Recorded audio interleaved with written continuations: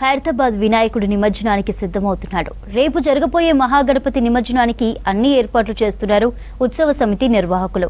విగ్రహం చుట్టూ ఉన్న కర్రలు, షెడ్ తొలగింపు పనులు దాదాపు పూర్తయ్యాయి. 70 అడుగుల శ్రీ సప్తముఖ మహాశక్తి గణపతిని 64 రోజులు కష్టపడి తయారు చేశారు శిల్పి రాజేంద్ర అండ్ టీమ్. అయితే ఇంత భారీ విగ్రహం తయారు చేయడం ఇదే చివరిసారి అంటున్న శిల్పి రాజేందర్తో హరిత ఫేస్ టు ఫేస్. సప్తముఖ మహాశక్తి గణపతిగా ఖైరతాబాద్ గణనాథుడు ఈ ఏడాది విశేష పూజలు అందుకున్నాడు. ఇక నిమజ్జనానికి సంబంధించి ఇక్కడ పూర్తి ఏర్పాట్లు అయితే కొనసాగుతున్నాయి. అయితే ముఖ్యంగా ఈ భారీ గణనాథుడిని తయారు చేయడంలో ప్రధాన పాత్ర అంటే శిల్పి రాజేందర్ గారు. ఆయనకి ఎన్నో ఏళ్లుగా ముఖ్యంగా విగ్రహం తయారీ దగ్గర నుంచి నిమజ్జనానికి కదిలి వెళ్లే వరకు కూడా ఆయన హ్యాండ్ ఓవర్లోనే అన్ని పనులు కార్యక్రమాలు నిర్వహిస్తుంటారు. అయితే ఇప్పటి వరకు పనులు ఎంతవరకు వచ్చాయి, ఇంత భారీ విగ్రహాన్ని తయారు చేయడం పట్ల ఆయన ఏమనుకుంటున్నారో అడిగి తెలుసుకుందాం. చెప్పండి, ఎన్నో ఏళ్ల నుంచి మీరు ఈ ఉత్సవాల్లో ప్రధానంగా పాల్గొన్నారు. ఈ ఏడాది ఉత్సవాలు ఘనంగా ముగిసినాయి. శోభాయాత్రకు రేపు వెళ్ళబోతుంది. పనులు ఎట్లా జరుగుతున్నాయి?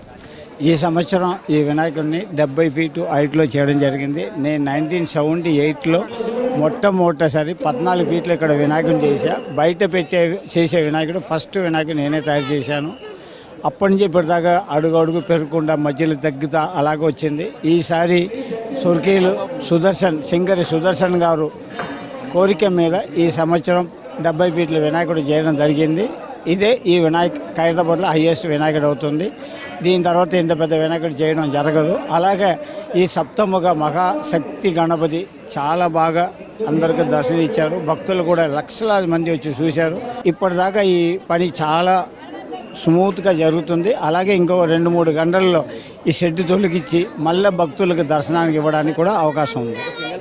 అంటే మీరు ఎంతో కష్టపడి దాదాపు 30 నుంచి 60 రోజుల వరకు దీన్ని శ్రమించారు కదా, ఎట్లా ఉండండి? అన్ని రోజులు కష్టపడ్డారు, రేపు నిమజ్జనానికి వెళ్తున్నారు, ఏమనిపిస్తుంది? అంటే వినాయకుడిని తప్పకుండా నిమజ్జనం చేయాలి కాబట్టి కంపల్సరీ నిమజ్జనం చేయాల్సిందే. ఎందుకంటే ఎప్పుడులాగా కాకుండా దాదాపు 3 సంవత్సరాల వినాయకుడిని మట్టిలోనే తయారు చేయడం జరుగుతుంది. మట్టిలో కూడా ఒక 2-3 అవర్స్ నానిన కూడా ఏం కాని విధంగా తయారు చేశాము.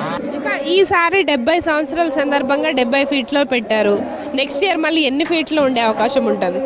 నెక్స్ట్ ఇయర్ డిజైన్ చేసే విధంగా ఏ డిజైన్ చేస్తామో ఆ డిజైన్ ఏ హైట్లో చేస్తే బాగుంటుందో దాన్ని బట్టి హైట్ ఇక్కడ నిర్ణయం చేయడం జరుగుతుంది.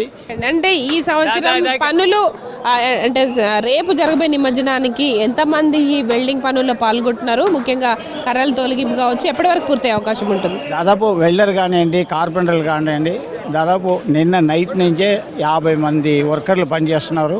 వెల్డింగ్ అయితే దాదాపు 3 రోజుల నుంచి రాత్రి పగలు చేస్తున్నారు. ఎందుకంటే ఈ 70 ఫీట్ వినాయకుడు ఎలాంటి ఆటంకం జరగకుండా నిమజ్జనం కావడానికి వీలుగా మొత్తం వెల్డింగ్ పనులు నడుస్తూ ఉంది. రాత్రి నుంచి కార్పెంటర్లు కూడా కష్టపడుతూ ఉన్నారు. దాదాపు ఇంకొక 2 or 3 అవర్స్లో మొత్తం తొలగించి మళ్ళీ భక్తులకు దర్శనానికి ఇవ్వడానికి కూడా అవకాశం ఉంది. మీరు ఇంత గొప్పగా ఈ ఖైరతాబాద్ విగ్రహాన్ని తయారు చేస్తారు కదా, నెక్స్ట్ మీ తర్వాత ఎవరు దీన్ని తయారు చేసే అవకాశం ఉంటుంది? నేను నిజంగానే చాలామంది ఆర్టిస్టులని కొత్తగా ఇక్కడ ట్రైనింగ్ ఇస్తున్నాను. అలాగే 2 ఇయర్స్ నుంచి ఒరిస్సా నుంచి కూడా జోగారావు గారు వస్తున్నారు. అలాగే తమిళనాడు నుంచి మూర్తి గారు, అలా చాలామంది రెడీ చేస్తున్నాను.